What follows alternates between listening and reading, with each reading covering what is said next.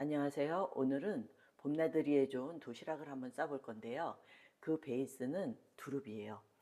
요즘 4월, 5월 요때는 봄나물이 많이 나잖아요. 그 중에서 이제 두릅 같은 경우는 그 혈관 건강과 당뇨병에 좋다고 많이들 해요.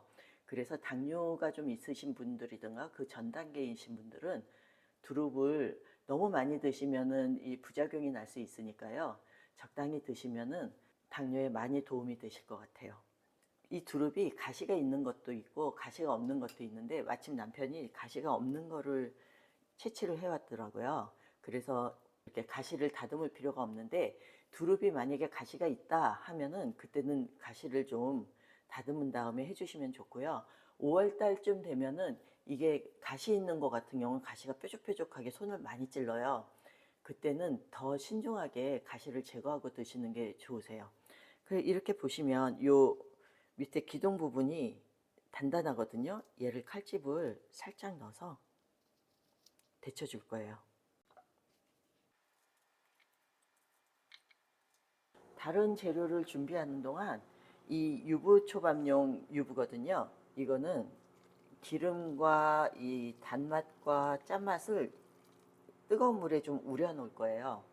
뜨거운 물을 부어서 좀 옆에다 놔두고요. 이 오이는 깨끗하게 씻어서 꼭지를 제거한 다음 아주 얇게 썰어 줄 거예요. 소금을 한 반 티스푼 정도만 넣어서 절여 놓을게요. 좀 빨리 절이고 싶으실 때는 이렇게 소금을 뿌려서 조물조물 해주면 좀 빨리 절어요. 벌써 물기가 나오죠? 이렇게 해서 절여 두고요. 아까 절여 놨던 오이도 꽉 짜서 준비해 놓을게요. 들깨가루 한 숟가락을 넣고 버무려 준 다음 많이 우러났죠? 그러면 물을 따라 버릴게요. 물기를 꼭 짜줄게요. 넣었어요. 끓는 물에 소금을 한 소금 넣고 좀 단단하잖아요. 그럼 넣어주세요. 이 기둥 부분부터 한 20초 정도 미리 넣어서 삶아 주신 다음에 어느 정도 이렇게 파랗게 돼서 익었다 싶으면 잎을 담궈 주세요.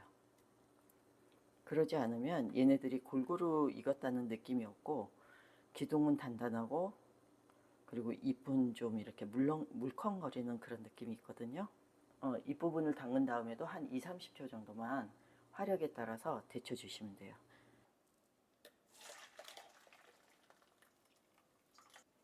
이렇게 해서 찬물에다가 헹궈서 열기를 식혀주세요. 그래서 가지런히 해서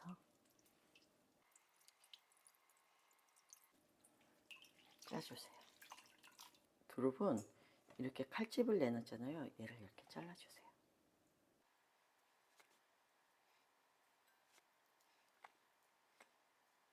소금을 여기도 한 반 티스푼 정도만 넣고 깨를 적당히 갈아서 넣어줄게요. 반 정도는 통깨를 넣어서 식감을 좀 줄 거예요.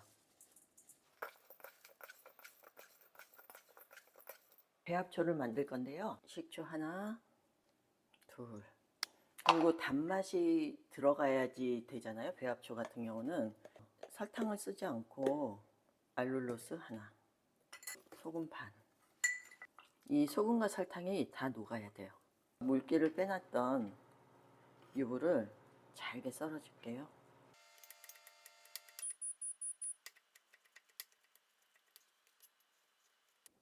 이 따뜻한 밥에다가 배합초를 넣어서 버무려 줄게요.